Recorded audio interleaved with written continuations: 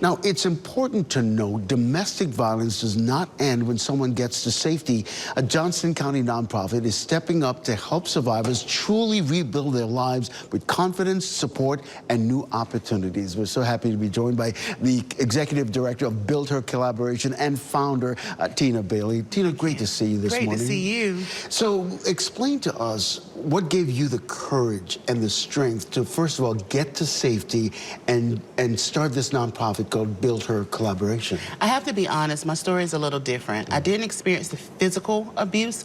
I experienced a lot of verbal and emotional abuse.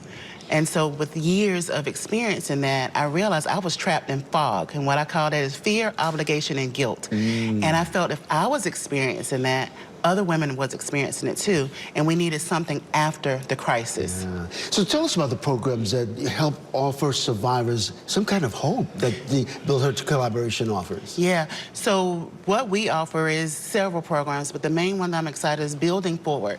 And it's an 8-week program that allows individuals to build goals and set goals and get reestablished. We're in the process of securing funding for another program called the Second Chance Project, and that's to help individuals that are over 50. It is open to anyone, but we realize that many individuals that are 50 and older, they have different issues, systematic issues. So let's talk about the survivors who are 50 and over and the challenges that they face. Yes.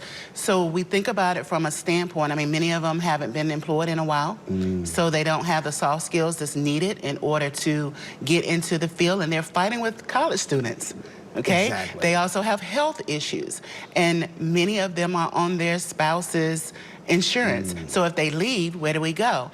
Many of them have housing issues. They have already paid for their house. Their house is paid off, and now we want them to go into an apartment and start over. So those are all issues that they face, and so we're wanting to make sure that they have the resources they need in order to be successful. Yeah. One of the things that struck me when we talked recently when I first met you, you said so often people have something to say about you should leave that person, you should do this. Yes. But when you say, well, where am I going to go? Are you going to put me on your couch? And then they're like, well... Exactly. And that's what you're trying to get around. Exactly. Exactly. So one of the things that we do is we offer lots of training. So one of the trainings that we offer is what you don't see. And it provides an opportunity for individuals to come in and see what it's like to actually be a survivor. We don't allow anyone to get hit, of course, but we do take you through the systematic challenges. You know, who do you turn to? Where do you go? How do you offer and ask for assistance when you have been told not to talk about it? And so all of those things are shown in this training. The other thing we just recently began to do is mental health first aid training. So key. And this is to help with trauma-informed responses, like how do we talk to people?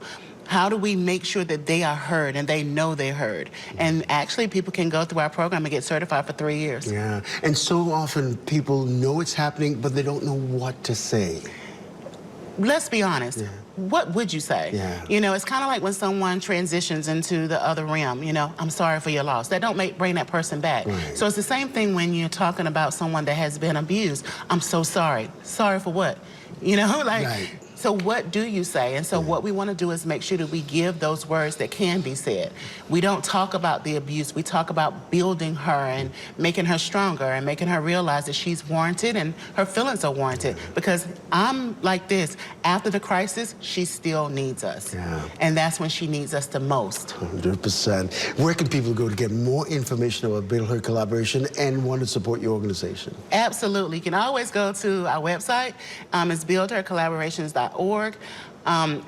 That is where you can go to the top, and it has Get Involved, and it's all the information that we have of how the different ways. My thing is, regardless of what you do, whether you give money, whether you volunteer, or whether you just share, you are helping someone take back their power. Tina Bailey, thank you for everything you're doing to help domestic violence survivors. I'm just happy that you have seen the need to bring awareness to this in a different light, and I appreciate it. All the best to you. Thank you.